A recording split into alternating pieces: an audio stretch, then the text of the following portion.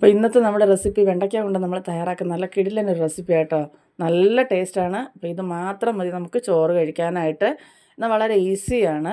അപ്പോൾ video skip ചെയ്യാതെ കാണുക, നിങ്ങളുടെ അഭിപ്രായങ്ങളൊക്കെ അറിയിക്കുക.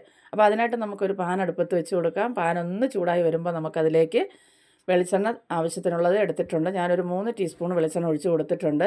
അപ്പോൾ നോൺ സ്റ്റിക്കിൻ്റെ പാനാണെങ്കിൽ ഒരുപാട് എണ്ണയൊന്നും വേണ്ട കേട്ടോ. ഇതിങ്ങനെ നല്ലപോലെ നമുക്ക് ഇതാക്കി എടുക്കാനായിട്ട്. അപ്പോൾ ഇനി ഇതിലേക്ക് 1/2 ടീസ്പൂൺ കടുകിട്ട് കൊടുക്കാം. കടുക് നല്ലപോലെ ഒന്ന് പൊട്ടി വന്നതിന് ശേഷം അതിലേക്ക് 3-4 ഉണക്കമുളകും കറിലീഫും ഇട്ടും ഒന്ന് നല്ലപോലെ ഒന്ന് മൂപ്പിച്ചെടുക്കുക. നല്ലപോലെ മൂത്ത് വന്നതിന് ശേഷം നമുക്കൊരു 4-5 അല്ലി വെളുത്തുള്ളി ചതച്ചെടുത്തിട്ടുണ്ട്, അത് ചേർത്ത് കൊടുക്കുക.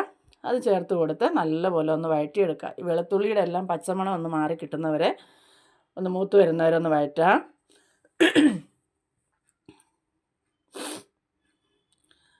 അപ്പോൾ ഇത് മാത്രം മതി കേട്ടോ ചോറ് കഴിക്കാൻ. വളരെ ടേസ്റ്റാണ്, നിങ്ങൾക്കെല്ലാം ഉറപ്പായിട്ട് ഇഷ്ടമാവും. ഇനി നമുക്കിതിലേക്ക് വെളുത്തുള്ളി മൂത്തതിന് ശേഷം നമ്മൾ അരിഞ്ഞ് വെച്ചിരിക്കുന്ന വെണ്ടയ്ക്ക ചേർത്ത് കൊടുക്കുക.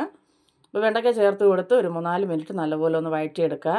ആ വെണ്ടയ്ക്കയുടെ കുഴകുഴാന്നുള്ള അതൊക്കെ ഒന്ന് മാറിക്കിട്ടും. നമ്മളിങ്ങനെ തുറന്ന് വെച്ച് തന്നെ ചെയ്യാം കേട്ടോ, അടയ്ക്കരുത്. അപ്പോൾ ഇതുപോലെ ചെയ്തെടുത്താൽ കുഴകുഴപ്പൊന്നും ഒട്ടും കാണത്തില്ല. അപ്പോൾ അതാ ഒരു 3-4 മിനിറ്റ് ആയിട്ടുണ്ട്. ഇനി നമുക്കിതിലേക്ക് പൊട്ടറ്റോ ചേർത്ത് കൊടുക്കാം. പൊട്ടറ്റോ ചേർത്ത് കൊടുത്തതിന് ശേഷം ഒരു 3-4 മിനിറ്റ് അതുപോലെ തന്നെ നമുക്കൊന്ന് വേവിച്ചെടുക്കാം. പൊട്ടറ്റോ ഒന്ന് വെന്ത് വന്നതിന് ശേഷമാണ് ഞാൻ ഉപ്പ് ചേർത്തിട്ടുള്ളത്. അപ്പോൾ ഉപ്പ് ചേർത്ത വീഡിയോ ഒന്ന് മിസ്സായി പോയിട്ടുണ്ട് കേട്ടോ. അപ്പോൾ ഒന്ന് വെന്ത് വന്നതിന് ശേഷം മാത്രം ഉപ്പ് ചേർത്താൽ മതി, അല്ലെങ്കിൽ പെട്ടെന്ന് വെന്ത് കിട്ടത്തില്ല കേട്ടോ.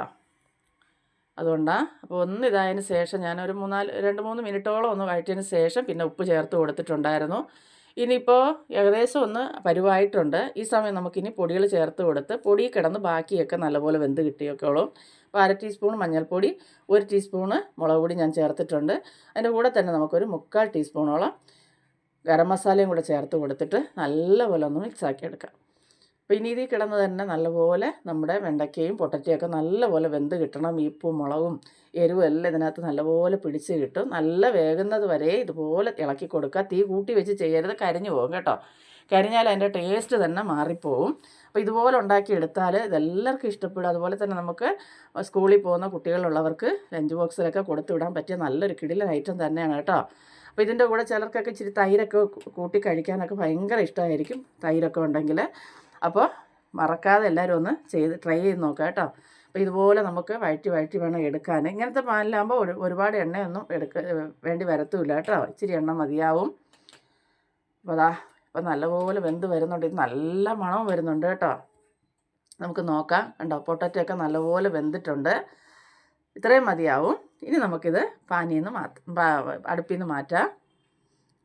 അങ്ങനെ നമ്മുടെ രുചികരമായിട്ടുള്ള വെണ്ടയ്ക്കയും പൊട്ടറ്റയും ഒക്കെ ചേർത്ത് നല്ല അടിപൊളി ഒരു റോസ്റ്റ് ഇവിടെ തയ്യാറായിട്ടുണ്ട്. അപ്പോൾ എല്ലാവരും ഒന്ന് തയ്യാറാക്കി നോക്കുക. നിങ്ങളുടെ പ്രിയപ്പെട്ടവർക്ക് എല്ലാ വീഡിയോ ഒന്ന് ഷെയർ ചെയ്യുക. ഇഷ്ടപ്പെട്ടാൽ ലൈക്കും കമൻറ്റും ഒക്കെ തരിക. ഹൈപ്പും കൂടെ ചെയ്യുക കേട്ടോ.